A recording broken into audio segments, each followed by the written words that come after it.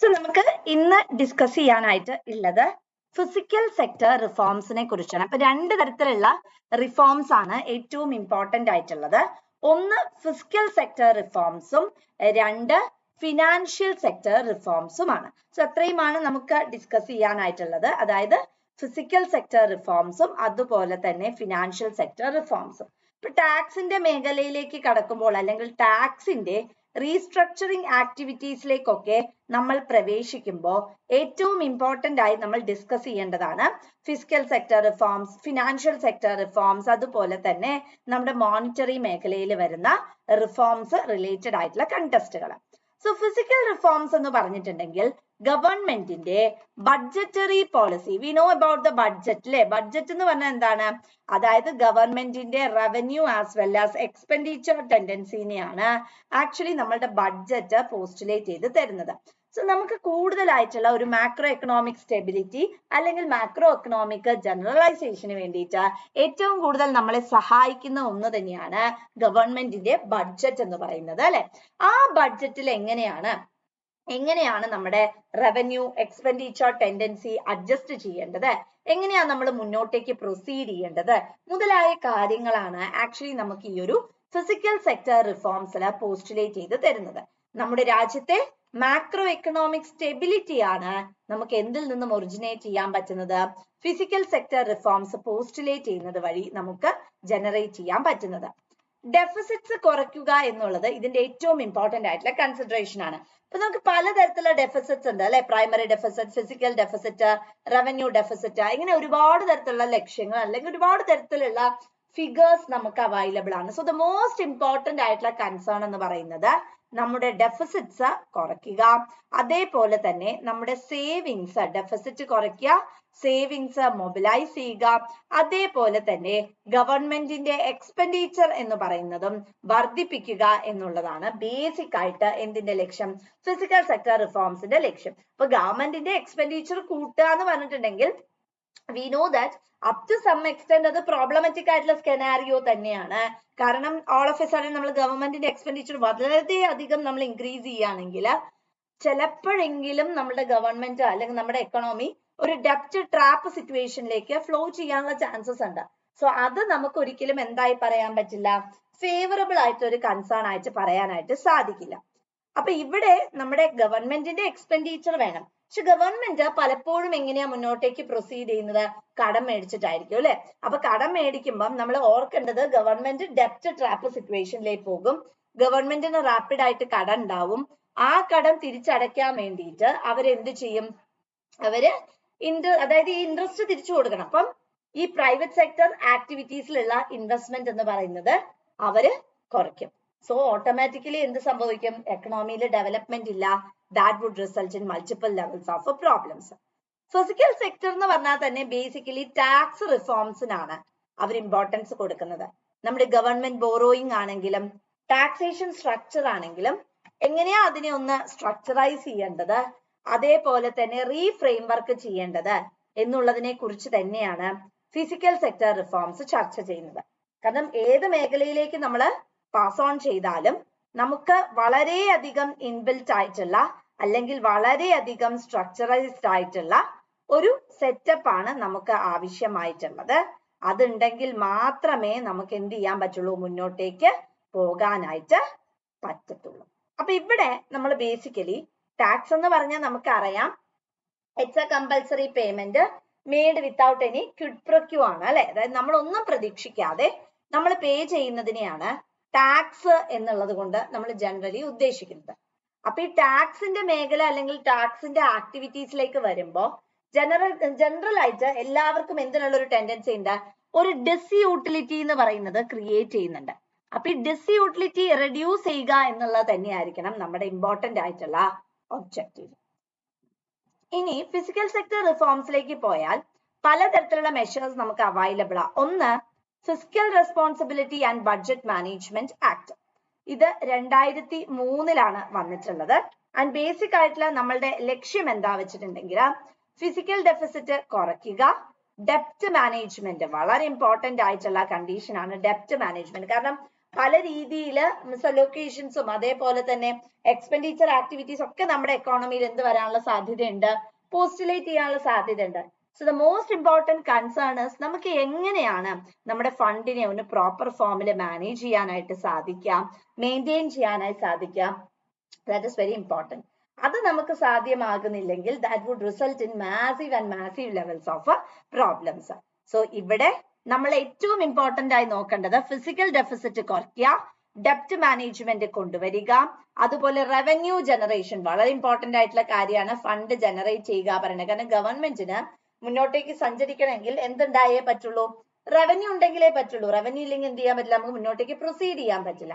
So revenue ജനറേഷന് വേണ്ടിയിട്ടും basically അവരെ target ചെയ്യുന്നു. ഇനി ഫിസിക്കൽ റിഫോംസിൽ വരുന്ന അടുത്ത മൂവ്മെന്റ് ആണ് GST എന്ന് പറയുന്നത്. നമുക്കറിയാം 2017 അല്ലെ, it's an indirect form of tax mechanism ആണ് വരുന്നത്. മൾട്ടിപ്പിൾ റേറ്റ്സിൽ നമുക്ക് വരുന്നുണ്ട്. അപ്പൊ GST വരുമ്പോ എന്താണ്, ഗുഡ്സ് ആൻഡ് സർവീസ് ടാക്സ് എന്ന് പറയൂ അല്ലെ. നമുക്ക് അതുവരെയും കണ്ടുകൊണ്ട് വന്ന, അതായത് നമുക്ക് അതുവരെയും വാച്ച് സിസ്റ്റം ആയിരുന്നു, അങ്ങനത്തെ പലതരത്തിലുള്ള ടാക്സ് മെത്തേഡ്സ് ആയിരുന്നു നമുക്ക് ഉണ്ടായിരുന്നത്. പക്ഷെ അതിനൊക്കെ പ്രോബ്ലംസ് ഉണ്ടായിരുന്നു. കാരണം ഒരേ പെർട്ടിക്കുലർ ആയിട്ടുള്ള ഗുഡ് തന്നെ മൾട്ടിപ്പിൾ ടൈംസിൽ നമ്മൾ എന്ത് ചെയ്യാണ്, അതിന്റെ മുകളിൽ ചാർജ് ഈടാക്കുകയാണ്, അല്ലെ ടാക്സ് ഇൻകർ ചെയ്യാണ്. അപ്പൊ അത് എന്തിലേക്ക് ലീഡ് ചെയ്യാനുള്ള സാധ്യതയുണ്ട്, പ്രോബ്ലമാറ്റിക് ആയിട്ടുള്ള സ്കെനാരിയോയിലേക്ക് ലീഡ് ചെയ്യാനുള്ള സാധ്യതയുണ്ട്. അപ്പൊ അത് ഇല്ലാതാക്കുക എന്ന് വെച്ചിട്ടാണ് നമ്മളൊരു സിംഗിൾ റിജൈം അല്ലെങ്കിൽ GST മെഷർ എന്ന് പറയുന്നത് കൊണ്ടുവന്നത്. ദെൻ തേർഡ് വൺ എന്ന് പറയുന്നത് ഇറ്റ് ഇസ് സബ്സിഡി റാഷണലൈസേഷൻ ആണ്. അതായത് പലപ്പോഴും നമുക്ക് ഒറ്റയ്ക്ക് എന്ത് ചെയ്യാൻ പറ്റില്ല, ബിസിനസ് മുന്നോട്ടേക്ക് കൊണ്ടുപോകാനായിട്ട് സാധിക്കില്ല, അല്ലെങ്കിൽ വലിയ വലിയ ഒരു സ്ട്രക്ചറലൈസ്ഡ് ആയിട്ടുള്ള ബിസിനസ് ഓർഗനൈസേഷൻസ് ഒന്നും നമുക്ക് ചിലപ്പം ഇനീഷ്യേറ്റ് ചെയ്യാനും പറ്റിയെന്ന് വരില്ല. അപ്പൊ അവിടെ ഏറ്റവും ഇമ്പോർട്ടന്റ് ആയിട്ടുള്ള കണ്ടീഷൻ എന്ന് പറയുന്നത് പ്രോപ്പർ ആയിട്ടുള്ള സബ്സിഡി നമുക്ക് ഉണ്ടായിരിക്കണം. അപ്പൊ ഗവൺമെന്റ് എന്ത് ചെയ്യുക, ഡയറക്റ്റ് ബെനിഫിറ്റ് ട്രാൻസ്ഫർ എന്ന് പറയുന്ന സ്കീം വഴി എന്ത് ചെയ്യും, ഒരുപാട് തരത്തിൽ സഹായങ്ങൾ പ്രൊവൈഡ് ചെയ്യും. സോ ദാറ്റ് അവിടെ എന്തില്ല, ലീക്കേജസ് ഇല്ല. ഫണ്ട് പ്രോപ്പർ ഹാൻഡ്സിലേക്ക് എത്താതെ വരുമ്പോഴാണ് ലീക്കേജസ് വരുന്നത്. പക്ഷെ ഇവിടെ എന്തില്ല, അങ്ങനെ ഒരു ലീക്കേജസ് വരാനുള്ള പോസിബിലിറ്റി ഇല്ല. കറക്റ്റ് ആയിട്ട് ആരുടെ അടുത്തേക്കാണോ ഫണ്ട് ഫ്ലോ ചെയ്യേണ്ടത് അവരുടെ അടുത്തേക്ക് എന്ത് സംഭവിക്കുന്നുണ്ട്, ഫണ്ട് ഫ്ലോ ചെയ്യുന്നുണ്ട്. നമ്മളിപ്പോ സർക്കുലർ ഫ്ലോ ഓഫ് എക്കണോമിയെ കുറിച്ച് നിങ്ങൾ പഠിച്ചിട്ടുണ്ട്. What is circular flow of economy? അതായത് ബേസിക്കലി ഒരു വ്യക്തിയുടെ കയ്യിൽ നിന്നും മറ്റൊരു വ്യക്തിയിലേക്ക് how money is transact, how money is generated എന്നുള്ളതാണ് സർക്കുലർ ഫ്ലോ ഓഫ് മണിയിൽ പറയുന്നത്, അല്ലെങ്കിൽ എക്കണോമിയിൽ സ്ട്രക്ചറൈസ് ചെയ്യുന്നത്. So on the same hand we have leakages as well as നമുക്ക് എന്തുണ്ട്, നമുക്ക് മണി ക്രിയേഷൻസും ഉണ്ട്. സോ ഈ ലീക്കേജസ് ആയാലും അതേപോലെ മണി ക്രിയേഷൻസ് ആയാലും രണ്ടിനെയും മെയിൻറ്റെയിൻ ചെയ്തു പോവുക പറയുന്നതാണ് ഏറ്റവും ഇമ്പോർട്ടന്റ് ആയിട്ടുള്ള consideration. Next comes expenditure reforms. ഇപ്പൊ ഗവൺമെന്റിന്റെ ഏരിയയിലേക്ക് നമ്മൾ പോവുകയാണെങ്കിൽ ഗവൺമെന്റിന് പല തരത്തിൽ റാപ്പിഡായി മാറ്റങ്ങൾ കൊണ്ടുവരാറുണ്ട്. ഒരു പെർട്ടിക്കുലർ മേഖല ഡംപ് മേഖലയാന്ന് വിചാരിക്കുക. അതായത് നമ്മൾ എന്തൊക്കെ തരത്തിലുള്ള ടെൻഡൻസീസ് അല്ലെങ്കിൽ റാപ്പിഡ് ആയിട്ടുള്ള എന്തൊക്കെ തരത്തിലുള്ള കാര്യങ്ങൾ കൊണ്ടുവന്നാലും ആ ഒരു പെർട്ടിക്കുലർ ഏരിയയിൽ എന്ത് സംഭവിക്കില്ല, ഡെവലപ്മെന്റിനുള്ള പോസിബിലിറ്റിയേ ഇല്ല എന്ന് വിചാരിക്കാം. അങ്ങനെയാണെങ്കിൽ നമ്മൾ മുന്നോട്ടേക്ക് പോയിട്ട് പ്രൊസീഡ് ചെയ്തിട്ട് എന്താ കാര്യം, വീണ്ടും വീണ്ടും ആ മേഖലയിൽ എക്സ്പെൻഡിച്ചർ നടത്തിയിട്ട് എന്താ കാര്യമില്ല. സോ ഏത് മേഖലയിലാണ് നമ്മൾ കൃത്യമായി അറിയണം, ഏത് മേഖലയിലാണ് നമുക്ക് എക്സ്പെൻഡിച്ചർ കൂടുതലായി ആവശ്യമുണ്ട്, എന്നിട്ട് ആ മേഖലയെ നമ്മൾ എന്ത് ചെയ്യാൻ ശ്രമിക്കണം, അപ്ലിഫ്റ്റ് ചെയ്യാനായിട്ട് ശ്രമിക്കണം. Next comes public sector undertakings. Public sector അണ്ടർടേക്കിങ്സിലേക്ക് നമ്മൾ പോവുകയാണെങ്കിൽ ഇവിടെ ബേസിക് ആയിട്ട് നമ്മൾ അതിന്റെ റിഫോംസ് ഇപ്പൊ നമുക്കറിയാം 1999 അല്ലെങ്കിൽ 1990 മുതൽ തന്നെ പബ്ലിക് സെക്ടറിൽ റാപ്പിഡ് ആയിട്ടുള്ള മാറ്റങ്ങൾ വന്നിട്ടുണ്ട്. കൂടുതലായും പ്രൈവറ്റ് സെക്ടർ ബോഡീസ് കടന്നു വരികയാണ് ചെയ്തത്. ഓഫ് കോഴ്സ് നമ്മൾ പ്രൈവറ്റൈസേഷന് തന്നെയാണ് ഇമ്പോർട്ടൻസ് കൊടുത്തത്. സോ അവിടെ നമ്മളെ വീക്ക് ആയിട്ടുള്ള പബ്ലിക് സെക്ടർ യൂണിറ്റ്സിന് മുന്നോട്ട് വരാനുള്ള ഒരു സ്ട്രാറ്റജി തന്നെയാണ് നമ്മൾ കൊടുത്തത്. കാരണം ഗവൺമെന്റിന് ഒരിക്കലും എന്തില്ല, മൾട്ടിപ്പിൾ ആയിട്ടുള്ള ഒരു ടാസ്ക് എന്ന് പറയുന്നത് ഇവിടെ പെർഫോം ചെയ്യാനായിട്ട് ഇല്ല. കൃത്യമായി വളരെ സ്പഷ്ടമായി അവരുടെ ഡ്യൂട്ടീസ് എന്താണ്, അവരുടെ പോസ്റ്റുലേഷൻസ് എന്താണ് എന്നതിനെ കുറിച്ച് വ്യക്തമായ ഒരു കൺസിഡറേഷൻസ് കൊടുക്കുന്നു. അതേപോലെ വളരെ വീക്ക് ആയിട്ടുള്ള പബ്ലിക് സെക്ടർ യൂണിറ്റ്സ് ഉണ്ടെങ്കിൽ പ്രൈവറ്റ് സെക്ടർ ഓണ്ടർപ്രീനേഴ്സ് എന്ത് ചെയ്യുന്നു, അത് ഏറ്റെടുക്കുന്നു. സോ അങ്ങനെ ഏറ്റെടുക്കുന്ന സമയത്ത് കുറച്ചുകൂടെ ഓപ്പറേറ്റീവ് ആകാനും അതേപോലെ തന്നെ നമുക്ക് മുന്നോട്ടേക്ക് പ്രൊസീഡ് ചെയ്യാനായിട്ടും അത് സാധ്യമാകും. Next come medium term expenditure framework. അതായത് നമ്മൾ എപ്പോഴും ചെയ്യേണ്ടത് ഗവൺമെന്റിന്റെ ഓവറോൾ എക്സ്പെൻഡിച്ചർ ഒരു 3 വർഷത്തെ എക്സ്പെൻഡിച്ചർ ടെൻഡൻസി എപ്പോഴും നമ്മളുടെ മൈൻഡിൽ ഉണ്ടായിരിക്കണം. എന്താണ് ഗവൺമെന്റിന് 3 വർഷത്തോളം വരാൻ സാധ്യതയുള്ള എക്സ്പെൻഡിച്ചർ നമ്മൾ മുൻകൂട്ടി കാണണം.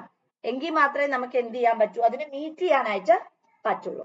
സോ എന്താണ് നമ്മുടെ എക്സ്പെൻഡിച്ചർ ട്രെൻഡ്, എവിടെയാണ് നമ്മൾ നിൽക്കുന്നത്, ഹൗ റാപ്പിഡ് ആർ വി, എന്തെങ്കിലും റെസ്ട്രിക്ഷൻസ് ഉണ്ടോ? അപ്പൊ ഗവൺമെന്റിന്റെ മേഖലയിലേക്ക് വരുമ്പോൾ ഏത് തരത്തിലുള്ള ഡെവലപ്മെന്റ് ആണ് നമുക്ക് ഏറ്റവും കൺസേൺ ആയി വരുന്നത്, ഏറ്റവും ഇമ്പോർട്ടന്റ് ആയി വരുന്നത്, അതിനെക്കുറിച്ച് പ്രോപ്പർ ആയിട്ടുള്ള ഒരു ഐഡിയ നമുക്ക് ഉണ്ടായിരിക്കണം. എങ്കിലേ നമുക്ക് എന്ത് ചെയ്യാൻ പറ്റുള്ളൂ, പ്രൊസീഡ് ചെയ്യാനായിട്ട് സാധിക്കും.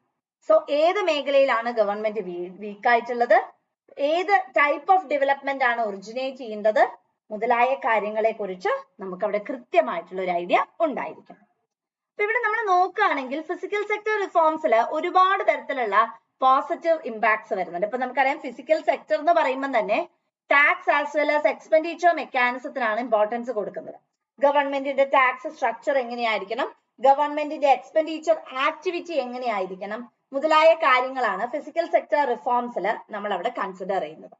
സോ ഇതിന്റെ പോസിറ്റീവ് ആയിട്ടുള്ള ഇമ്പാക്ട് എന്താ വെച്ചാൽ the very first one is financial stability. അതിനു വേണ്ടി തന്നെയാ അല്ലെ ഇപ്പൊ നമ്മുടെ രാജ്യത്തിന്റെ കൺസേൺ എടുക്കുന്ന സമയത്ത് പലതരത്തിലുള്ള ഇംപെർഫെക്ഷൻസും നമ്മുടെ എക്കോണമിയിൽ ടേക്ക് പ്ലേസ് ചെയ്യാനുള്ള സാധ്യതയുണ്ട്. സോ നമ്മൾ ഫിനാൻഷ്യൽ മെക്കാനിസം എന്ന് പറയുന്നത് ഒരു സ്മൂത്ത് മെക്കാനിസം അല്ല, ഒരു സ്മൂത്ത് ഫ്ലോ അല്ലെങ്കിൽ that would result in multiple levels of problems. So the most important concern എന്ന് പറയുന്നത് എന്താ, ഫിനാൻഷ്യൽ സെക്യൂരിറ്റി അല്ലെങ്കിൽ ഫിനാൻഷ്യൽ മാനർ ആണ്. അത് നമുക്ക് ഭദ്രസ് ആണെന്ന് ഉറപ്പുവരുത്തേണ്ട ആവശ്യമുണ്ട്. ഗവൺമെന്റ് വെറുതെ റാപ്പിഡ് ആയിട്ട് ചെലവുകൾ നടത്തുന്നില്ല. വെറുതെ ചെലവ് നടത്തിയ എന്താണ്, ഗവൺമെന്റിനെ സംബന്ധിച്ചിടത്തോളം ഗവൺമെന്റ് ഓഫ് കോഴ്സ് ഗവൺമെന്റ് പറയാണ് ഞങ്ങൾ ഒരു ഒരു വെൽഫെയർ കോൺസെപ്റ്റിനാണ് ഇമ്പോർട്ടൻസ് കൊടുക്കുന്നത്, അതുകൊണ്ടാണ് ഞങ്ങൾ ചെയ്യുന്നതെന്ന് പറഞ്ഞാലും അവിടെയും സീരിയസ് ആയിട്ടുള്ള ലിമിറ്റേഷൻസ് ഉണ്ട്. ബിക്കോസ് നമ്മൾ എന്ത് തരത്തിലുള്ള പോളിസി കൊണ്ടുവന്നാലും എന്ത് തരത്തിലുള്ള സ്കീംസ് കൊണ്ടുവന്നാലും അത് എപ്പോഴും എല്ലാവർക്കും എന്തായിരിക്കണം, ബെനിഫിഷ്യൽ ആയിരിക്കണം. Next comes resource allocation. ഇപ്പൊ നമ്മൾ ഓൾറെഡി പറയാറുണ്ട് ഇക്കണോമിക്സിന്റെ ഏരിയ പഠിക്കുന്ന സമയത്ത് ഏറ്റവും കൂടുതൽ നമ്മൾ ചർച്ച ചെയ്യുന്ന ഒന്നാണ് resources are scarce but human wants are unlimited and resources are scarce എന്ന് പറയുന്നത് അല്ലെ. അപ്പൊ അവിടെ നമുക്ക് അവൈലബിൾ ആയിട്ടുള്ള resources land, labour, capital, organisation, ഈ റിസോഴ്സസിനെ കൃത്യമായി നമ്മൾ എന്ത് ചെയ്യണം, അലോക്കേറ്റ് ചെയ്യുകയും യൂസ് ചെയ്യുകയും ചെയ്യണം.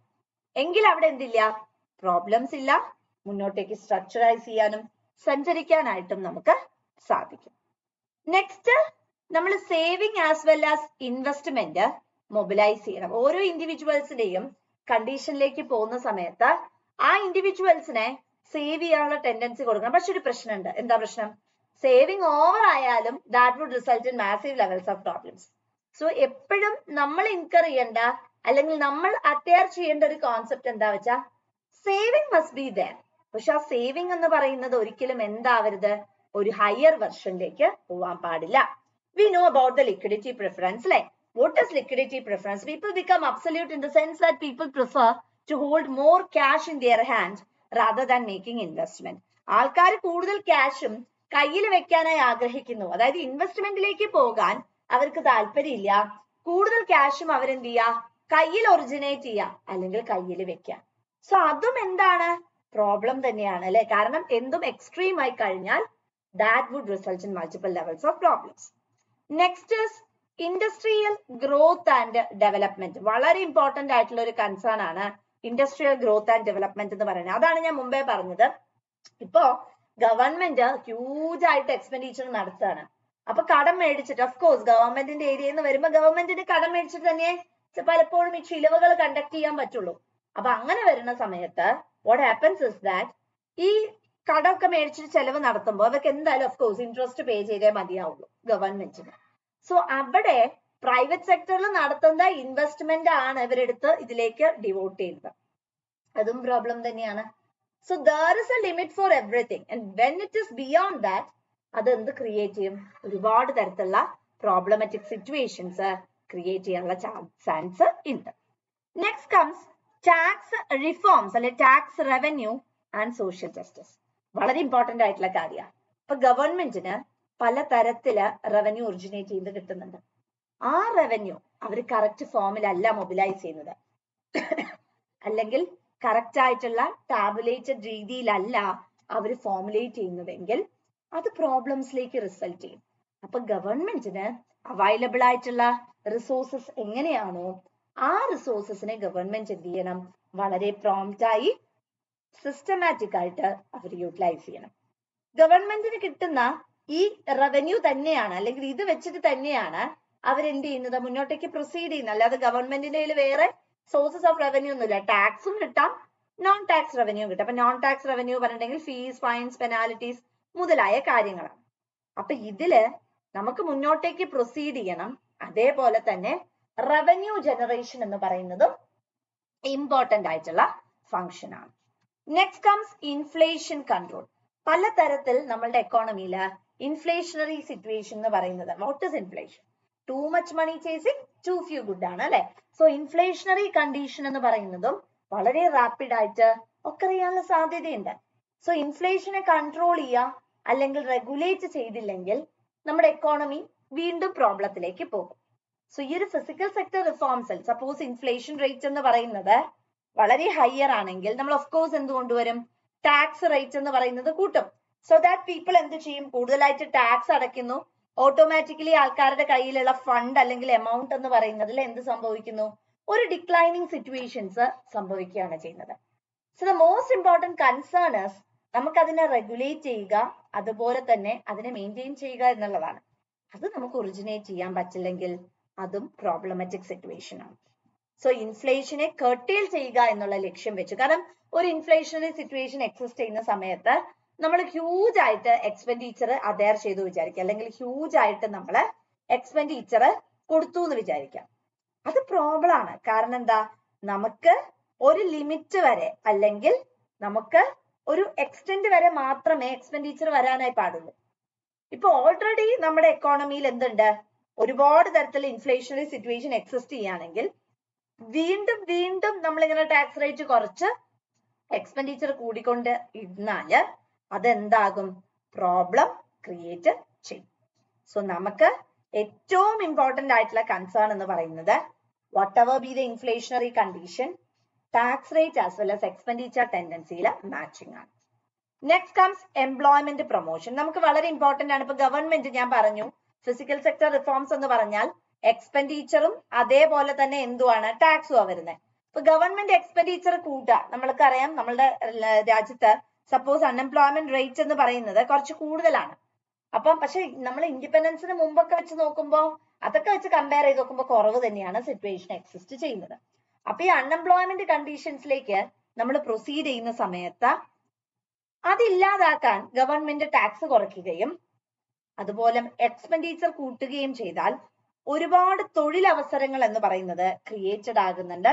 തന്മൂലം എന്ത് ജനറേറ്റ് ചെയ്യുന്നുണ്ട്, നമുക്കൊരു ഇൻകം കൺസേൺ അല്ലെങ്കിൽ അതുപോലെയുള്ളൊരു ആക്ടിവിറ്റീസിലേക്ക് നമുക്ക് മൊബിലൈസ് ചെയ്യാനായിട്ടും സാധിക്കും. പക്ഷേ ഏതൊരു കോൺസെപ്റ്റിനും അതിൻ്റെതായിട്ടുള്ള പോസിറ്റീവ് വശമുള്ളതുപോലെ ഇതിനും എന്തുണ്ട്, നെഗറ്റീവ് ഇമ്പാക്ട്സ് ഉണ്ട്. ഒന്നെന്താ വെച്ചിട്ടുണ്ടെങ്കിൽ നമ്മുടെ സോഷ്യൽ സെക്ടർ ഡിക്ലൈൻ ചെയ്യാനുള്ള സിറ്റുവേഷൻ ഉണ്ട്.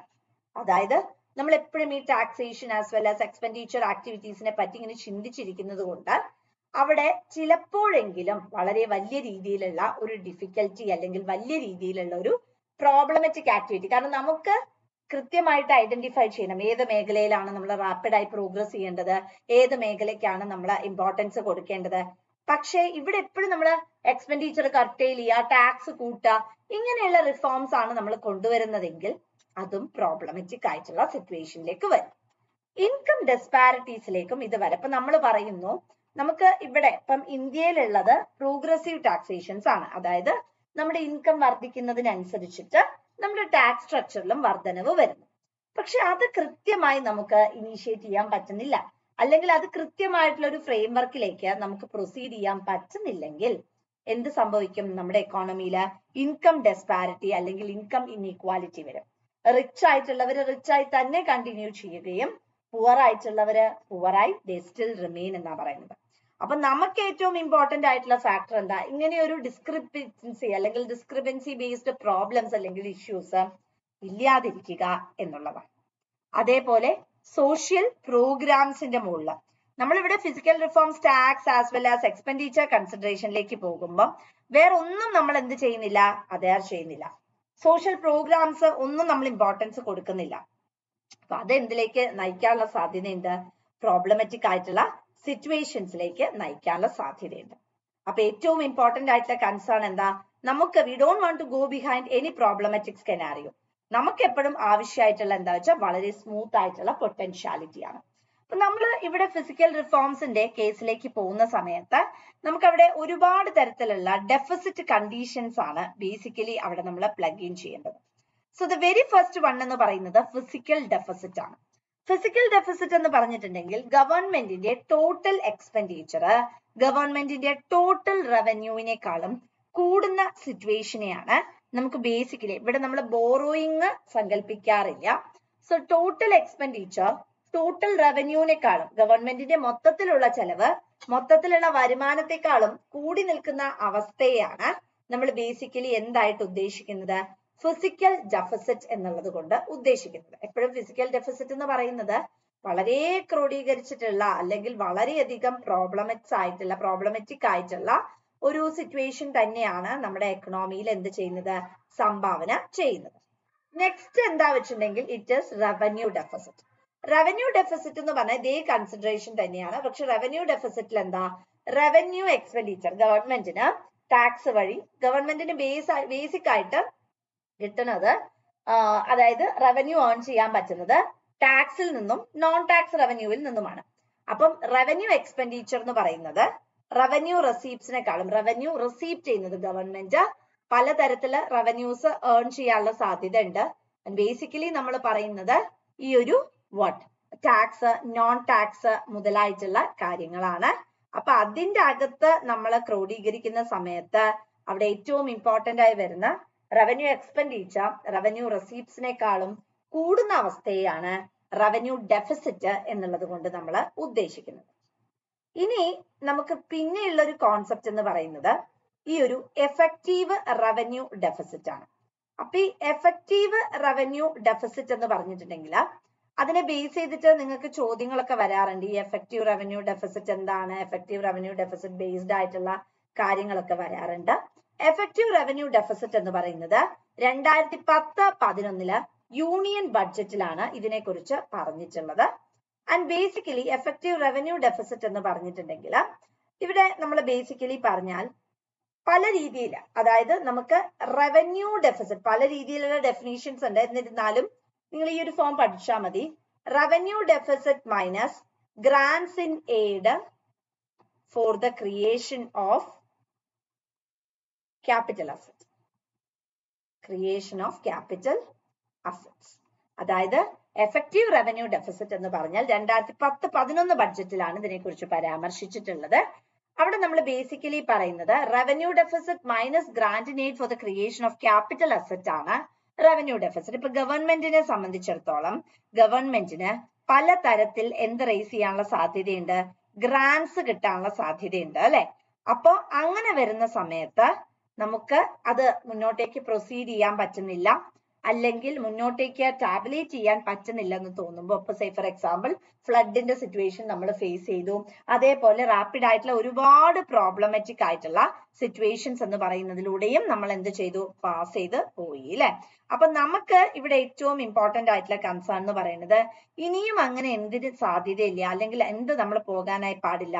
പ്രോബ്ലമാറ്റിക് ആയിട്ടുള്ള സ്കെനാരിയോയിലൂടെ നമ്മൾ പോവാൻ പാടില്ല. അപ്പൊ അതിന് ഗ്രാന്റ് ഇൻ എയ്ഡ് കിട്ടുന്നുണ്ടെങ്കിൽ ആ ഗ്രാന്റ് ഇൻ എയ്ഡ് എന്ന് പറയുന്നത് എങ്ങനെയായിരിക്കണം? നമ്മൾ വളരെ കൃത്യമായി യൂട്ടിലൈസ് ചെയ്യുന്ന രീതിയിലായിരിക്കണം ഇത് ഉണ്ടായിരിക്കുന്നത്. Next comes primary deficit. Primary deficit എന്ന് പറഞ്ഞാൽ it is nothing but fiscal deficit less interest payment. Fiscal ഡെഫിസിറ്റും ഇൻട്രസ്റ്റ് പേയ്മെന്റും നമ്മൾ ഗവൺമെന്റിന്റെ കൺസേണിലേക്ക് പോകുന്ന സമയത്ത് പല തരത്തിൽ നമുക്ക് എന്ത് ചെയ്യേണ്ടി വരും? നമുക്ക് ഈ ഒരു പേയ്മെന്റ് ഇൻകർ ചെയ്യേണ്ടതായിട്ട് വരും. അപ്പൊ അവിടെ ഫിസിക്കൽ ഡെഫിസിറ്റും ഇൻട്രസ്റ്റ് പേയ്മെന്റും തമ്മിലുള്ള വളരെ വലിയ രീതിയിലുള്ള വ്യത്യാസത്തിനെയാണ് നമ്മൾ ബേസിക്കലി എന്തുകൊണ്ട് ഉദ്ദേശിക്കുന്നത് ഈ ഒരു പ്രൈമറി ഡെഫിസിറ്റ് ചോദിക്കുന്നത്. സാധാരണ പ്രൈമറി ഡെഫിസിറ്റ് ബേസ് ചെയ്തിട്ട് നമ്മളോട് ചോദ്യങ്ങൾ ചോദിക്കാറുണ്ട്. അതിന്റെ ഫോർമുല എന്താണ് എന്നാണ് നമ്മളോട് ചോദിക്കാറുള്ളത്. സോ ഇവിടെ ബേസിക്കലി പ്രൈമറി ഡെഫിസിറ്റിന്റെ ഫോർമുല പറയുന്നത് fiscal deficit less interest payment ആണ്. സോ ഫിസിക്കൽ ഡെഫിസിറ്റ് എന്ന് പറഞ്ഞാൽ total expenditures greater than total revenue ആണ്. റവന്യൂ ഡെഫിസിറ്റ് എന്ന് പറഞ്ഞാൽ revenue expenditures greater than revenue receipts ആണ്. ഇഫക്റ്റീവ് റവന്യൂ ഡെഫിസിറ്റ് 2010-11 അത് എപ്പോഴും ചോദിക്കുന്ന ഒരു ചോദ്യമാണ്. 10-11 യൂണിയൻ ബഡ്ജറ്റിലാണ് ഇതിനെ കുറിച്ച് പരാമർശിച്ചിട്ടുള്ളത്.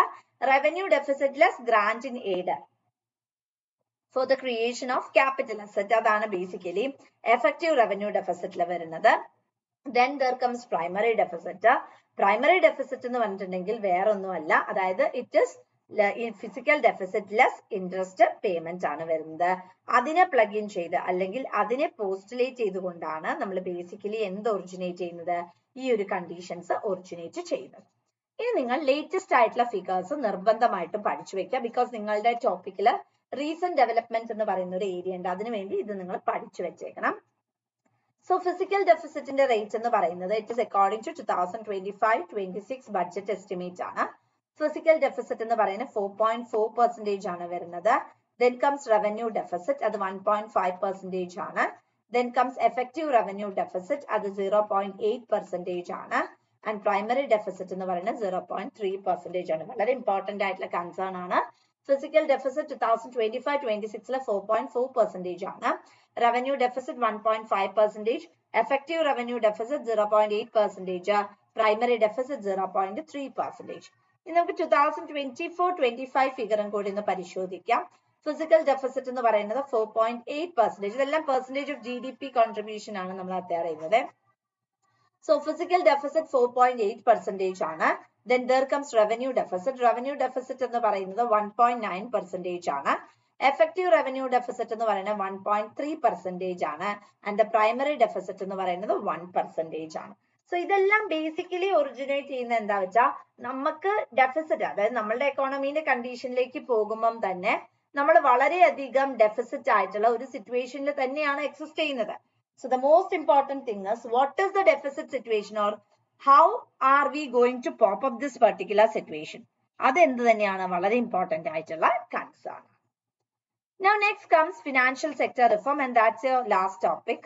So financial sector reforms എന്ന് പറഞ്ഞിട്ടുണ്ടെങ്കിൽ ബേസിക്കലി അവിടെ നമ്മൾ ഡിസ്കസ് ചെയ്യുന്നത് ബാങ്കിന്റെ മേഖല തന്നെയാണ്. കാരണം എന്താ വെച്ചിട്ടുണ്ടെങ്കിൽ നമ്മൾ ഈ ഫിനാൻഷ്യൽ സെക്ടറിന്റെ ഏരിയയിലേക്ക് പോകുമ്പോൾ ബാങ്ക്സ് ആണ് അവിടെ ബേസിക് ആയിട്ട് ഡീലിങ്സ് വരുന്നത്, അല്ലെങ്കിൽ ബാങ്ക്സ് ആണ് അവിടെ ബേസിക് ആയിട്ട് എന്ത് വരുന്നത്, നമ്മളുടെ എക്കണോമിനെ വളരെയധികം ഇൻഫ്ലുവൻസ് ചെയ്യുന്നത്.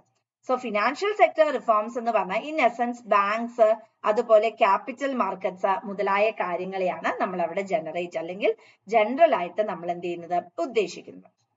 സോ ഫിനാൻഷ്യൽ സെക്ടർ റിഫോംസ് എന്ന് പറഞ്ഞിട്ടുണ്ടെങ്കിൽ അതിൻ്റെ അകത്ത് നമുക്ക് പലതായി ക്ലാസിഫൈ ചെയ്യാം. അവിടെ അത് ശരിക്കും പറഞ്ഞിട്ടുണ്ടെങ്കിൽ ഒരു കണ്ടിന്യൂസ് ആയിട്ടുള്ള പ്രോസസ് ആണ് ഫിനാൻഷ്യൽ സെക്ടർ റിഫോംസ് എന്ന് പറയുന്നത്.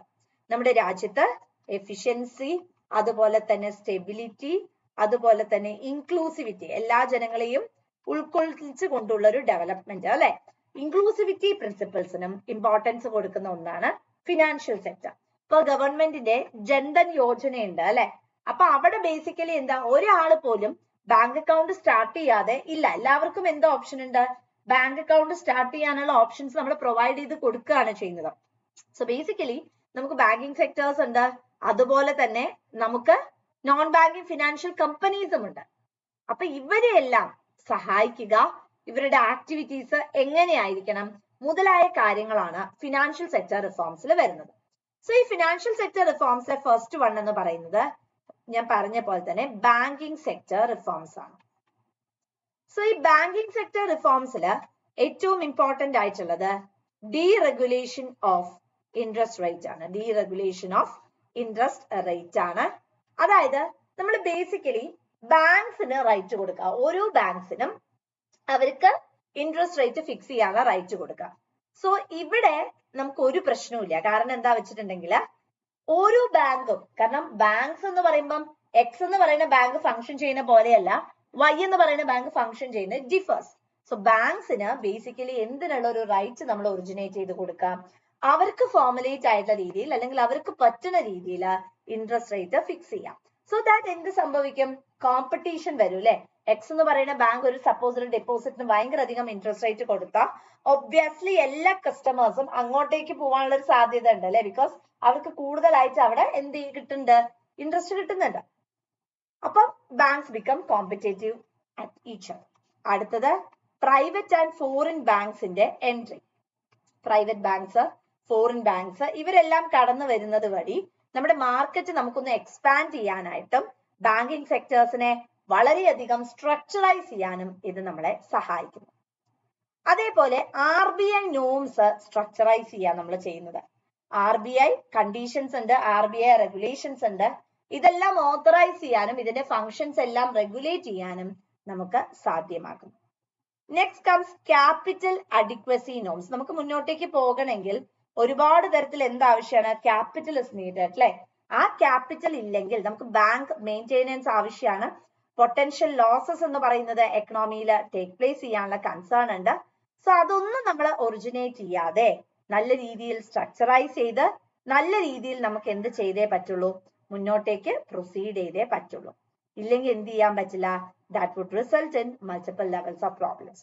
സോ മുന്നോട്ടേക്ക് നല്ല ഫോർമേറ്റീവ് ടെൻഡൻസിയിൽ നമുക്ക് മുന്നോട്ടേക്ക് സഞ്ചരിക്കുക, അതുപോലെ തന്നെ നമുക്ക് കൺസേൺ ചെയ്യുക എന്നുള്ളതാണ് ഇവിടുത്തെ ഏറ്റവും ഇമ്പോർട്ടന്റ് ആയിട്ടുള്ള factor. Next is known performing assets. നമുക്കറിയാം ഇന്ന് ബാങ്കുകൾ ഫേസ് ചെയ്യുന്ന ഏറ്റവും റാപ്പിഡ് ആയിട്ടുള്ള ഏറ്റവും പ്രോബ്ലമാറ്റിക് ആയിട്ടുള്ള ഒരു കാര്യം എന്ന് പറയുന്നത് എന്ത് തന്നെയാണ്, ഈ നോൺ പെർഫോമിംഗ് അസറ്റ്സ് തന്നെയാണ് അല്ലെ. നമുക്ക് അസറ്റ്സിനെ സ്ട്രക്ചറൈസ് ചെയ്യണം, അതുപോലെ തന്നെ നമുക്ക് അസറ്റ്സ് എന്ത് ചെയ്തേ മതിയാവുള്ളൂ, നമുക്ക് ഒരു പ്രാവശ്യം നമ്മൾ പേയ്മെന്റ് നടത്തി അല്ലെങ്കിൽ നമ്മൾ ഒരു പ്രാവശ്യം ഒരു വ്യക്തിക്ക് ബാങ്ക് ഫണ്ട് പ്രൊവൈഡ് ചെയ്ത് അവരുടെ അസറ്റ് തന്നിട്ടുണ്ടെങ്കിൽ അത് ബാഡ് ലോൺ ആയി മാറിയ ആർക്കാ പ്രശ്നം, ബാങ്കിനാണ് പ്രശ്നം. കാരണം ബാങ്കിന് തിരിച്ചടവ് കിട്ടുന്നില്ല. ഫണ്ട് കിട്ടിയാലല്ലേ ബാങ്കിനാണെങ്കിലും ഇൻവെസ്റ്റ്മെന്റ് മൊബിലൈസ് ചെയ്യാനും ഡെവലപ്പ് ചെയ്യാനും പറ്റൂ. അല്ലാത്ത പക്ഷെ എങ്ങനെ ഇവർക്ക് മുന്നോട്ട് പോകാൻ പറ്റും, ഒരിക്കലും സാധിക്കില്ല. Next comes technology updation. വളരെ ഇമ്പോർട്ടന്റ് ആയിട്ടുള്ള കാര്യമാണ്. നമുക്ക് ടെക്നോളജിക്കലി എൻറിച്ച്ഡ് ആവേണ്ട ആവശ്യമുണ്ട്, ടെക്നോളജിക്കലി സ്ട്രോങ് ആവേണ്ട ആവശ്യമുണ്ട്. നല്ല രീതിയിൽ റാപ്പിഡായി ടെക്നോളജി നമുക്ക് കിട്ടുന്നില്ല, ടെക്നോളജി നമ്മൾ യൂസ് ചെയ്യുന്നില്ലെങ്കിൽ പ്രൊസീഡ് ചെയ്യുക പറഞ്ഞാൽ വളരെയധികം ഡിഫിക്കൽട്ട് ആണ്. Next comes capital market. Capital മാർക്കറ്റിൽ ഏറ്റവും ഇമ്പോർട്ടന്റ് ആയിട്ടുള്ളത് സെബിയുടെ ഫോർമേഷൻ തന്നെയായിരുന്നു. മുമ്പൊന്നും നമുക്ക് എന്തുണ്ടായിരുന്നില്ല, സെബി അതായത് security exchange board of India എന്ന് പറയുന്ന ആ ഒരു ഫോർമുലേഷൻ ഉണ്ടായിരുന്നില്ല. അപ്പൊ നമുക്ക് കൂടുതൽ ആൾക്കാർക്കും ഈ ഒരു ട്രേഡിംഗ് ആക്ടിവിറ്റി, സെക്യൂരിറ്റീസ് ആയാലും ഷെയർസ് ആയാലും സ്റ്റോക്ക് മാർക്കറ്റ്സ് ആയാലും അതിലേക്കൊന്നും പ്രവേശിക്കാനുള്ള ഒരു ധൈര്യം എന്ന് പറയുന്നത് ടു ബി വെരി ഫ്രാങ്ക് ആർക്കും ഉണ്ടായിരുന്നില്ല. കാരണം അവിടെ ഒരു ബോഡി അല്ലെങ്കിൽ ഒരു പെർട്ടിക്കുലർ ആയിട്ടുള്ള ഓർഗനൈസേഷൻസ് അവിടെ റെഗുലേറ്റഡ് ആയിരുന്നു. ബട്ട് സെബി വന്നതോടുകൂടി നമുക്ക് ഒന്നുകൂടി ഒന്ന് ഫോർമുലേറ്റ് ചെയ്യാനും സ്ട്രക്ചറൈസ് ചെയ്യാനുമായിട്ട് സാധിച്ചു. Next comes liberation of foreign investment. Foreign investment മേഖലയെ നമുക്കൊന്ന് ഫോർമേറ്റ് ചെയ്യാനും ഡെവലപ്പ് ചെയ്യാനും ഇത് ഒരുപാട് ഈ ക്യാപിറ്റൽ മാർക്കറ്റിന്റെ ഫോർമേഷൻസ് നമ്മൾ ഒരുപാട് സഹായിച്ചു. അപ്പൊ അങ്ങനെ ടേക്ക് പ്ലേസ് ചെയ്തപ്പോൾ നമ്മളെ ക്യാപിറ്റൽ മാർക്കറ്റ് റെഗുലേറ്റ് ചെയ്തു, ക്യാപിറ്റൽ മാർക്കറ്റ് ഡെവലപ്പ് ചെയ്തു. ആസ് എ ഹോൾ എന്തായി, നമുക്ക് റാപ്പിഡായി മുന്നോട്ടേക്ക് പ്രൊസീഡ് ചെയ്യാനായിട്ടും സാധ്യമായി. അടുത്തത് ബോണ്ട് മാർക്കറ്റിന്റെ ഡെവലപ്മെന്റ്. വളരെ ഇമ്പോർട്ടന്റ് ആയിട്ടുള്ള കാര്യമാണ്. ഇവിടെ എന്താ വെച്ചിട്ടുണ്ടെങ്കിൽ നമുക്ക് ബോണ്ട് ഇഷ്യൂറൻസ് അല്ലെങ്കിൽ ബോണ്ട് ആക്ടിവിറ്റീസ് എന്ന് പറയുന്നത്, ബോണ്ട് സിറ്റുവേഷൻസ്, ബോണ്ട് മാർക്കറ്റിനെ നമുക്ക് എന്ത് ചെയ്യുക, ഡെവലപ്പ് ചെയ്യുക. അടുത്തത് retail participation. That is very important അല്ലെ. റീറ്റെയിൽ ഇൻവെസ്റ്റേഴ്സിനെ നമ്മൾ പറഞ്ഞു പണ്ട് എല്ലാവർക്കും പേടിയായിരുന്നു കൂടുതലും ട്രേഡിംഗ് ആക്ടിവിറ്റി അല്ലെ ട്രേഡിംഗ് മേഖലയിലേക്ക് കടന്നു വരാൻ. കാരണം ഇവരുടെ വാലിഡിറ്റി ഒന്നും അല്ലെങ്കിൽ ഇവരുടെ ആ ഒരു സെക്യൂരിറ്റി അല്ലെങ്കിൽ ഇവരുടെ കൺസേൺസ് ഒന്നും നമുക്ക് ചെക്ക് ചെയ്യാനായിട്ടുള്ള ഒരു സംവിധാനം എന്ന് പറയുന്നത് പ്രോപ്പർ ആയിട്ട് ഉണ്ടായിരുന്നില്ല. But later on what happened is that നമുക്ക് വളരെ കൃത്യമായിട്ട് ഇവരുടെ ആക്ടിവിറ്റി എങ്ങനെയാണ്, ഇവരുടെ മൊബിലൈസേഷൻസ് എങ്ങനെയാണ് എന്നതിനെ കുറിച്ച് നമുക്ക് ചെക്ക് ചെയ്യാനായിട്ടുള്ള ഒരു സിറ്റുവേഷണൽ ബേസിസ് എന്ന് പറയുന്നത് അവിടെ ലഭിക്കുകയാണ് ചെയ്യുന്നത്. ഫിനാൻഷ്യൽ സെക്ടർ റിഫോംസിലെ അടുത്ത ഇമ്പോർട്ടന്റ് ആയിട്ടുള്ളതാണ് ഇൻഷുറൻസ് മേഖലയിൽ. നമുക്ക് IRDA വന്നു, അതായത് ഇൻഷുറൻസ് റെഗുലേറ്ററി ബോർഡ് വരികയാണ് ചെയ്തത്. That is insurance regulatory and development authority of India. Insurance regulatory and development authority of India എന്ന് പറയുന്നത് ഫോർമേറ്റ് ചെയ്യുന്നു. ആൻഡ് ബേസിക്കലി നമ്മളുടെ ഇൻഷുറൻസ് മാർക്കറ്റിനെ മുന്നോട്ടേക്ക് കൊണ്ടുപോകാനായിട്ടും സ്ട്രക്ചറൈസ് ചെയ്യാനും ഡെവലപ്പ് ചെയ്യാനും ബേസിക്കലി ആര് വന്നു? ഇൻഷുറൻസ് സെക്ടർ എന്ന് പറയുന്നത് മൊബിലൈസ് ചെയ്ത് വന്നു. Next comes private sector participation. പണ്ട് ഇൻഷുറൻസ് മേഖല, ഇപ്പൊ നമ്മളുടെയൊക്കെ കുട്ടിക്കാലം എടുത്ത് നോക്കുകയാണെങ്കിൽ നമുക്കറിയാം, ഇൻഷുറൻസ് മേഖലയിലേക്ക് നമുക്ക് പോകുമ്പോൾ നമുക്ക് അവിടെ പബ്ലിക് സെക്ടർ ആയിരുന്നു കൂടുതലായിട്ടും, ഗവൺമെന്റിന്റെ മാത്രമായിരുന്നു ഉണ്ടായിരുന്നത്. എന്നാൽ ഇന്നാണെങ്കിൽ നമുക്ക് റാപ്പിഡ്, ഇപ്പൊ നമുക്കറിയാം സ്റ്റാർ ഹെൽത്ത് ഇൻഷുറൻസ് ഉണ്ട്, അങ്ങനെ ഒരുപാട് തരത്തില് ഇൻഷുറൻസ് ഫെസിലിറ്റീസ് എന്ന് പറയുന്നത് ഇന്ന് റാപ്പിഡ് ആയിട്ട് നമ്മുടെ എക്കണോമിയിൽ ടേക്ക് പ്ലേസ് ചെയ്യുന്നുണ്ട്. സോ ഇതെല്ലാം പോസിറ്റീവ് ആയിട്ടുള്ള ട്രെൻഡ് അല്ലെങ്കിൽ പോസിറ്റീവ് ആയിട്ടുള്ള സിറ്റുവേഷണൽ ബേസിസ് തന്നെയാണ് നമ്മുടെ എക്കോണമിയിൽ എന്ത് ചെയ്യുന്നത്? കോൺട്രിബ്യൂട്ട് ചെയ്യുന്നത്. So the most important condition അല്ലെങ്കിൽ മോസ്റ്റ് ഇമ്പോർട്ടന്റ് ആയിട്ടുള്ള സ്ട്രാറ്റജിക് ഫ്രെയിംവർക്ക് എന്താ? പ്രൈവറ്റ് സെക്ടർ ഇൻവെസ്റ്റ്മെന്റ് വരട്ടെ. പ്രൈവറ്റ് സെക്ടർ ഇൻവെസ്റ്റ്മെന്റ് വന്നാ പബ്ലിക് സെക്ടറിന് എന്ത് പറ്റി? കോമ്പറ്റീഷൻസ് വന്നു. കാരണം of course we know that private sector ആവുന്ന സമയത്ത് അവർക്ക് മാക്സിമം ആൾക്കാരെ പിടിക്കുക എന്നുള്ളത് തന്നെയായിരിക്കും ലക്ഷ്യം. അവർ ബേസിക്കലി അവർ എന്തിനു വേണ്ടി പോകാനുള്ള സാധ്യതയുണ്ട്? പ്രൈവറ്റ് സെക്ടറിനെ ഓഗ്മെന്റ് ചെയ്യാനുള്ള ടെൻഡൻസീസ് ഉണ്ട്. പ്രൊഡക്റ്റ് ഇന്നോവേഷൻ വളരെ ഇമ്പോർട്ടന്റ് ആയിട്ടുള്ള ഒരു കണ്ടീഷൻ ആണ് അവിടെ വരുന്നത്. പുതിയ പുതിയ പ്രൊഡക്ട്സിന് നമ്മൾ സോഫിസ്റ്റിക്കേറ്റഡ് ആയിട്ടുള്ള പ്രൊഡക്ട്സും സോഫിസ്റ്റിക്കേറ്റഡ് ആയിട്ടുള്ള ആക്ടിവിറ്റീസും മൊബിലൈസ് ചെയ്യുക, ഫൈൻഡിങ്സ് കൊണ്ടുവരിക, അതേപോലെ അഡ്വാൻസ്ഡ് ആയിട്ടുള്ള സ്ട്രാറ്റജി, സ്കീംസ്, മെക്കാനിസംസ് അതും നമ്മൾ ഇനീഷ്യേറ്റ് ചെയ്യുക.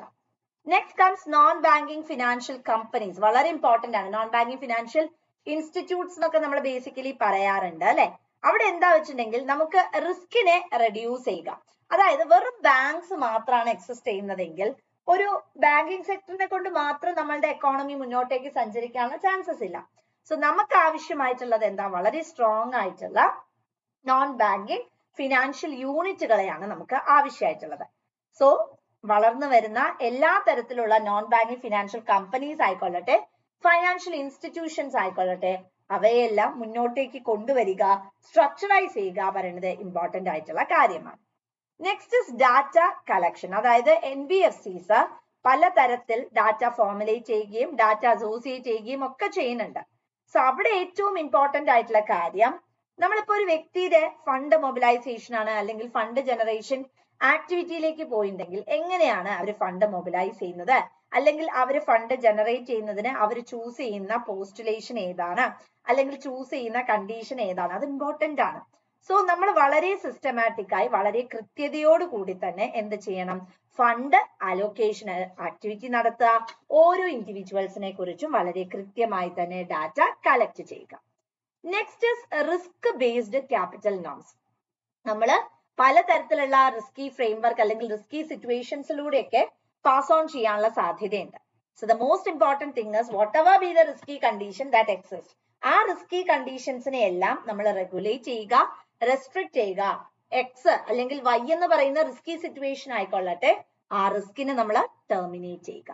പിന്നെ പലതരത്തിൽ ഇത് കൂടാതെയും നമ്മൾ പലതരത്തിലുള്ള പ്രപ്പോസൽസ് കൊണ്ടുവന്നിട്ടുണ്ട്. എപ്പോഴും നമ്മൾ പറയുന്നതാണ് ഫൈനാൻഷ്യൽ ഇൻക്ലൂഷൻ. അതായത് ഒരു വ്യക്തിക്ക് പോലും ബാങ്കിങ് സേവനം കിട്ടാത്ത ഒരു സിറ്റുവേഷനിലേക്ക് പോകാതിരിക്കാം. Retirement planning activities. ഇപ്പൊ ഇന്ന് പല ഇൻഡിവിജ്വൽസിലേക്കും പോയി കഴിഞ്ഞാൽ റിട്ടയർമെന്റ് ഏജ് എത്തിക്കഴിഞ്ഞിട്ടുണ്ടെങ്കിൽ അവർക്ക് ഫണ്ട് എങ്ങനെയാണ് യൂട്ടിലൈസ് ചെയ്യേണ്ടത് എന്നതിനെ കുറിച്ചൊരു ഐഡിയ ഇല്ല. നേരെ മറിച്ച് നമ്മൾ വളരെ വ്യക്തമായിട്ട് ഇൻവെസ്റ്റ്മെന്റ് ഓപ്പർച്യൂണിറ്റീസിനെ കുറിച്ച് പ്ലഗ് ഇൻ ചെയ്ത് കൊടുക്കുന്നു. അതേപോലെ തന്നെ ഇങ്ങനെയാണ് നമ്മൾ അറ്റയർ ചെയ്യേണ്ടത്, അല്ലെങ്കിൽ ഇന്ന ആക്ടിവിറ്റീസ് ആണ് നമ്മൾ മൊബിലൈസ് ചെയ്യേണ്ടത് എന്ന് പറഞ്ഞു കൊടുത്താൽ അവർ കുറച്ചുകൂടെ അതോറിറ്റേറിയൻ ആവുകയും അതേപോലെ തന്നെ അവർക്ക് കൃത്യമായിട്ട് എന്ത് സ്ട്രാറ്റജി അല്ലെങ്കിൽ എന്ത് സ്കീമാണ് ഞാൻ അഡ്വാൻസ് ചെയ്യേണ്ടത് എന്നതിനെ കുറിച്ചും ദേ become really knowing about that. അടുത്ത എന്താ വെച്ചിട്ടുണ്ടെങ്കിൽ ഷാഡോ ബാങ്കിങ് ഇല്ലാണ്ടാക്കുക. ഇന്ന് റൈസ് ചെയ്ത് വരുന്ന ഏറ്റവും ബേണിംഗ് ആയിട്ടുള്ള ഒരു കാര്യമാണ് ഈ ഒരു ഷാഡോ ബാങ്കിങ് എന്ന് പറയുന്നത്. ഷാഡോ ബാങ്കിങ് എന്ന് പറഞ്ഞിട്ടുണ്ടെങ്കിൽ ഇന്ന് നമ്മുടെ നോർത്ത് ഇന്ത്യയിലേക്കൊക്കെ പോയി കഴിഞ്ഞിട്ടുണ്ടെങ്കിൽ നമുക്ക് ഇവിടെ കാണാൻ പറ്റുന്നത് കൂടുതലും banking sector of course it is there, പക്ഷെ ബാങ്കിങ് സെക്ടേഴ്സ് ഉണ്ടെങ്കിലും ആ ബാങ്കിങ് സെക്ടേഴ്സിനൊക്കെ എത്രത്തോളം റെഗുലേഷൻസ് കൊണ്ടുവരാൻ പറ്റുന്നുണ്ട്, അല്ലെങ്കിൽ ഒരു പാരലൽ ആയിട്ട് നമ്മളിപ്പം നോക്കുകയാണെങ്കിൽ ഓരോ വീടിന്റെ മുമ്പിൽ നിന്നുകൊണ്ടും ഈ മണി ലെൻഡേഴ്സ് പൈസ കൊടുക്കുന്നത് കാണാൻ പറ്റും. ഇപ്പൊ നോർത്ത് ഇന്ത്യയിലേക്കൊക്കെ നമ്മൾ പോയി കഴിഞ്ഞിട്ടുണ്ടെങ്കിൽ അപ്പൊ അവിടെ ബേസിക് ആയി വരുന്ന കൺസേൺ അല്ലെങ്കിൽ അവിടെ ബേസിക് ആയി വരുന്ന ഒരു ഫാക്ടർ എന്താ വെച്ചിട്ടുണ്ടെങ്കിൽ ഇങ്ങനെ നമ്മൾ ഫണ്ട് പ്രൊവൈഡ് ചെയ്ത് കൊടുക്കുന്ന സമയത്ത് that could result in multiple levels of problems. കാരണം ഇൻട്രസ്റ്റ് റേറ്റ് കൂടുതലാണ്, ആൾക്കാർ പിന്നെയും എന്തിലേക്ക് പോകാനുള്ള സാധ്യതയുണ്ട്, ഡെപ്റ്റ് ട്രാപ്പ് സിറ്റുവേഷനിലേക്ക് പോകാനുള്ള സാധ്യതയുണ്ട്. അപ്പൊ ഫിനാൻഷ്യൽ സെക്ടർ മാർക്കറ്റ്സ് ഒന്ന് ടൈറ്റൻ ചെയ്യുന്ന സമയത്ത് ഇത് നമുക്ക് എന്ത് ചെയ്യാനായിട്ട് സാധിക്കും, റെഗുലേറ്റ് ചെയ്യാനും ഇതിന്റെ ഇംപെർഫെക്ഷൻസിനെ കറക്റ്റ് ചെയ്യാനായിട്ടും സാധിക്കും. സോ ഫിനാൻഷ്യൽ സെക്ടർ റിഫോംസ് എന്ന് പറഞ്ഞാൽ ഓവറോൾ ആയിട്ട് നമ്മളുടെ എക്കോണമീനെ ഡെവലപ്പ് ചെയ്യുക, അതേപോലെ പോസ്റ്റുലേറ്റ് ചെയ്യുക, മുന്നോട്ടേക്ക് നയിക്കുക എന്നുള്ളത് തന്നെയാണ് ഫിനാൻഷ്യൽ സെക്ടർ റിഫോംസിന്റെ ഏറ്റവും ഇമ്പോർട്ടന്റ് ആയിട്ടുള്ള concern. So when they go for such a particular approach അല്ലെങ്കിൽ such a particular strategy, rapid ആയിട്ടുള്ള മാറ്റങ്ങൾ തന്നെയാണ് എക്കണോമിക് ഫ്രെയിംവർക്കിൽ ടേക്ക് പ്ലേസ് ചെയ്യുന്നത്. റാപ്പിഡ് ആയിട്ടുള്ള ടെൻഡൻസി ഫോർ ചേഞ്ച് തന്നെയാണ് നമുക്കും എന്ത് ചെയ്യാൻ പറ്റുന്നത്, പ്ലഗ് ഇൻ ചെയ്യാനായിട്ട് സാധിക്കുന്നത്. സോ അവിടെ ഏറ്റവും ഇമ്പോർട്ടന്റ് ആയിട്ടുള്ള കൺസേൺ എന്ന് പറയുന്നത് മാറ്റങ്ങൾ തന്നെയാണ്. ആ മാറ്റം നമ്മൾ ഇനീഷ്യേറ്റ് ചെയ്യുന്ന സമയത്ത് റാപ്പിഡ് ആയിട്ട് എന്ത് വരും, ടെൻഡൻസി ഫോർ ചേഞ്ച് എന്ന് പറയുന്നത് ഇനീഷ്യേറ്റ് ചെയ്യും. ഇവിടെ ഏറ്റവും ഇമ്പോർട്ടന്റ് ആയി നമ്മൾ പറയുന്നത്, നമ്മൾ ഇന്ന് പഠിച്ചത് ഫിസിക്കൽ സെക്ടർ റിഫോം ആണ്. Taxation as well as expenditure മേഖലയുമായിട്ട് റിലേറ്റ് ചെയ്യുന്നതാണ് ഫിസിക്കൽ സെക്ടർ റിഫോംസ് എന്ന് പറയുന്നത്. ഫിസിക്കൽ ഡെഫിസിറ്റ് കുറയ്ക്കുക, GST subsidy, expenditure reform, PSUs, MTEF ആണ് ബേസിക് ആയി മേഖലയിൽ വരുന്നത്. പോസിറ്റീവ് ഇമ്പാക്ട് ഉണ്ട്, ഫിനാൻഷ്യൽ സ്റ്റെബിലിറ്റി, ഇൻഫ്ലേഷനെ കൺട്രോൾ ചെയ്യാം, resource allocation, export promotion, tax rates and savings and investment increase ചെയ്യുക, industrial growth and development mobilise ചെയ്യുക മുതലായ കാര്യങ്ങളെല്ലാം ഇതിന്റെ പോസിറ്റീവ് ഇമ്പാക്ട്സ് ആണ്. നെഗറ്റീവ് ഇമ്പാക്റ്റും ഉണ്ട്. പിന്നെ നമ്മൾ പഠിച്ചത് physical deficit, revenue deficit, effective revenue deficit, primary deficit. Physical deficit എന്ന് പറഞ്ഞാൽ total expenditures greater than total revenue. Revenue deficit എന്ന് പറഞ്ഞിട്ടുണ്ടെങ്കിൽ revenue expenditures greater than revenue receipts. Then we discussed about effective revenue deficit. Effective revenue deficit 10-11 കൊണ്ടുവന്നത്. It is revenue deficit minus grant in aid ആണ്. So serious ആയിട്ട്, അതായത് നിങ്ങളോട് basic ആയിട്ട് ചോദിക്കാൻ സാധ്യതയുള്ളത് അറേഞ്ച്മെന്റ് റിലേറ്റഡ് ആയിട്ടുള്ള ക്വസ്റ്റ്യൻസ് ആണ്. അതായത് ഈ ഒരു ഡെഫിസിറ്റ് റേറ്റുകൾ വെച്ചിട്ട് എങ്ങനെ നമുക്ക് അതിനെ സിസ്റ്റമാറ്റിക് ആയിട്ട് ക്രോഡീകരിക്കാൻ സാധിക്കും എന്നുള്ളതാണ്. അതുകൊണ്ട്